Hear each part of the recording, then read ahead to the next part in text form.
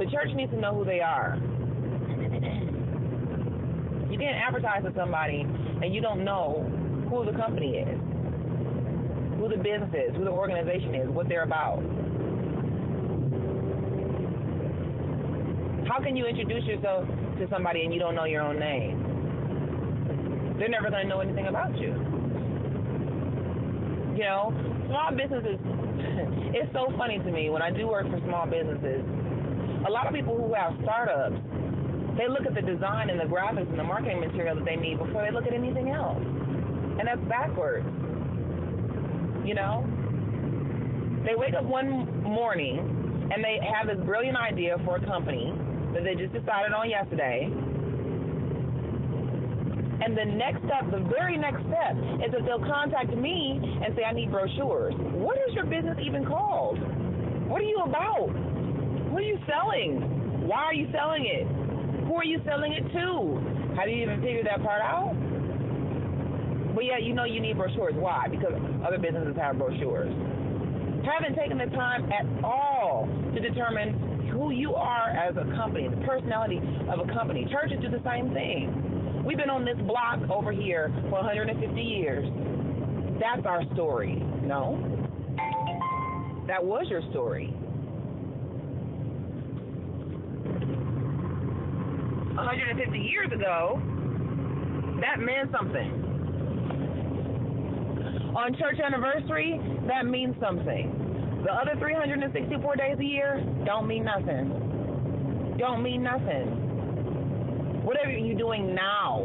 What have you done lately? What can you attribute your current success to? Faith without works is dead. We must transform our minds. We must renew our minds. And we must think about our relationships with our target audience. We have to start at home. We have to use what we've got. Churches, your number one marketing base is your members. Your members are going to be the easiest, most effective, and free resource that you have to get the word out about anything.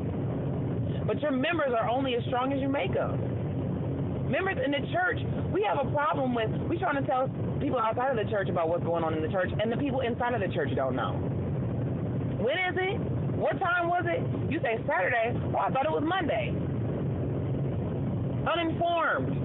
Even if they invited somebody, they're probably going to show up on the wrong day. We got to get home together first. We got to get home together first. Your membership should be the first most enthusiastic group to be talking about and creating buzz about whatever's going on in the church. But you know what? Your members, they are going to tell other people about the church based on the way that they feel. If they're not interested in the programs that's going on, guess what? They ain't going to tell anybody. And if they do, it's not going to be positive. If they don't have a stake or a claim or feel involved in the event itself, it's not going to work. And that is where a personal investment is involved here. We cannot do church as usual anymore, people. Not working.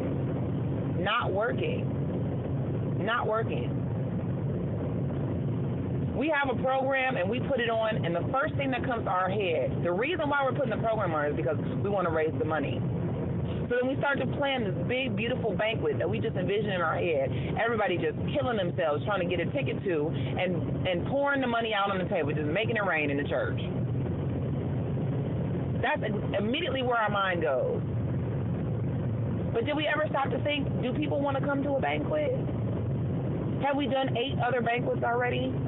What's different about this? What is the person who bought a ticket, what are they going to experience? What's going to change them? What's going to make them feel differently about who we are as a church and want to come and be a part of us? What are they going to benefit? Our events are based on us benefiting. How do we benefit the audience. Your event should benefit the audience. The people who are giving the money should get the biggest benefit. That's how we move from making $100 to $200 selling dinners to making millions of dollars. Having non-profit organizations based, funded, and ran right out of our church through government money and these other things.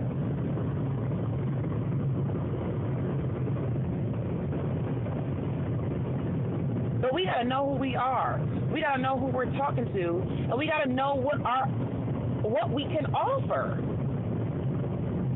I'm gonna use Phillips Temple Church for an example. Phillips Temple Church is right smack dab in the middle of the hood. And you know, in the hood, people are in need. People are in need everywhere, but people are in need in the hood. We want to put on a banquet, and we want to sell tickets for $15 and $20. And I'm not saying that banquets are bad, because the young adults, the program that I'm over, we do banquets. We have done it successfully, and it was a great time. But we got people in our surrounding neighborhood that don't have anything to eat, that wonders where the next $20 is going to come from. How is the church benefiting those people? If we benefit those people, then the rest comes. God talks about giving to the poor. God talks about giving to the needy. That is not just for show. That is not just lip service. If you do for the least of them, you'll be blessed. If you're going to have a banquet, if you're going to have something like that, how does the person attending benefit? Because the bigger the benefit to the attendant, the more likely they will be able to come. They will come. You want people scrambling over themselves to buy a ticket from you, make it worth their while, not just to showcase the church and the people in the church. If I don't go to your church, you honoring somebody else at your church means nothing to me. I might come for a plate. Maybe if I have some sort of loose connection to that person, I might attend. Maybe, a friend of mine at the church invited me, so I buy a ticket. But other than that, I don't care. I'm speaking as somebody who might even be a church member somewhere else. What's the benefit to me? Honoring somebody else, okay, that's nice. It might inspire me to do better in my life. But overall, I don't benefit. But if you put on a banquet and you empowered me with the information on how I can go out and make a difference in the community, if you put on a event where I could be ministered to, and in doing so, that will start to change the way that I think about giving, my time, my talent, my effort, my money. Now you've created somebody that is not only just going to buy a ticket, but they're going to come back. And not only just come back, they're going to tell somebody. They're going to bring somebody because they've gotten something out of it for themselves. We have got to stop boxing ourselves in. A part of church marketing is having something exciting to market, something different to market. It's a church on every corner in the city of Toledo. What is Phillips Temple doing that's different? What is Phillips Temple offering that the other churches aren't? We cannot stop taking that. We cannot say that we're church and then do without all that other business mentality. It doesn't work like that. When it comes down to the finances, that's when we want to get business. But when it comes to everything else, we just let it go and throw it up in the air where it somehow just floats around in this gotta work it out oblivion. And we continue to have events that are underattended, underfunded, and people the next week don't forget it ever happened. How are you making an impact? I know this marketing presentation might originally have seemed like, how can I take how can we take the events that we already have and make sure people come? No, I want you to step backwards. How do you make an event that people will want to attend? And you might have to step back and you have a group of people that you can always go to and ask their opinion. It's called your membership.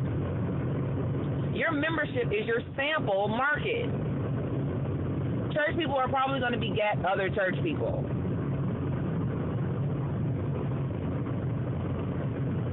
So when your membership is sitting right there on Sunday morning, put a survey in the bulletin. Have them fill it out.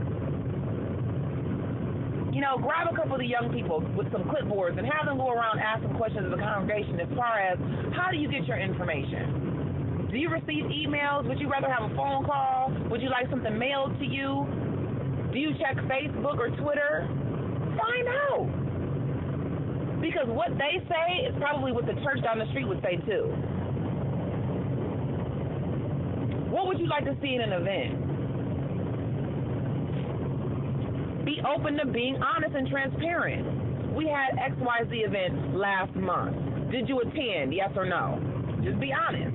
If you didn't attend, what was the reason? And this is an anonymous survey. We don't have to know. If you had something come up, that's cool. If you just didn't want to come, that's cool. If you knew it was going to be boring, that's cool. Just say it so that we can know. I have sat through too many boring banquets to know that we are doing the same thing over and over again. And don't get me wrong. There is nothing wrong with having a banquet, but it needs to have a purpose. And that purpose should not just benefit our own individual church. It must benefit the people in attendance, the people that don't go to our church. What do they walk away with?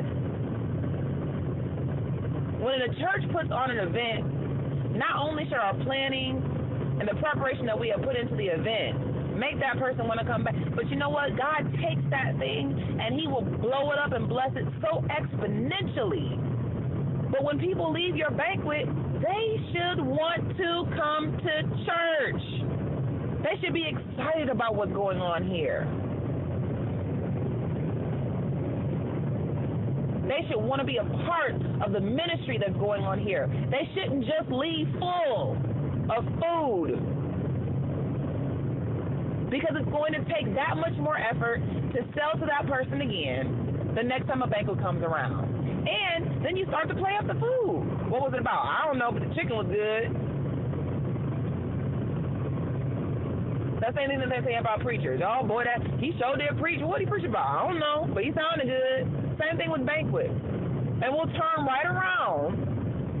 We want the message, we want the word that's preached to be relevant, but we turn right around and have a banquet that ain't got nothing to do with nothing and expect it to be packed full of people. Why? What are those people getting out of it? How are those people benefiting? Other than a meal. I can take $20 and I can get 4 meals with that money. 4 extra value meals right now across the street McDonald's. I don't have to spend $20 on one plate of food, but I do so because I want to support. Well, that's probably going to be the story of the church member. But a person outside of the church, they have no personal stake, no personal investment. Think about your event before you put it on.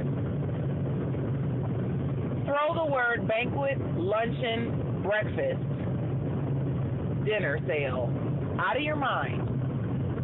And then allow yourself to think about what else could we do.